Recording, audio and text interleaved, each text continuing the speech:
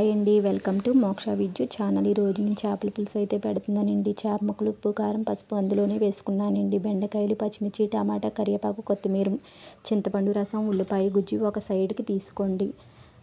కళాయి పెట్టి స్టవ్ వెలిగించి అందులో కొంచెం ఆయిల్ పోసి పచ్చిమిర్చి వేయండి. వేసాక దూరగా వేగాక అందులోనే మళ్ళీ ఉల్లిపాయ గుజ్జు వేసి వేపుకుని అందులోనే కూరగాయలు కూడా వేసుకోండి.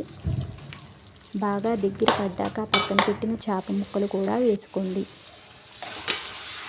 అందులోనే ఉప్పు, కారం, పసుపు కలిపేసానండి.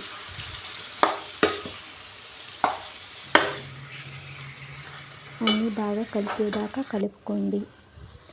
నెక్స్ట్ అయితే చింతపండు రసం కూడా పక్కన పెట్టింది కూడా నేను ఇందులో వేసుకున్నానండి. వేసి బాగా ఒక 5 నిమిషాలు మరిగాక కొత్తిమీర వేసి ఒక 2 నిమిషాల పాటు ఉంచి స్టవ్ అయితే కట్టేశానండి.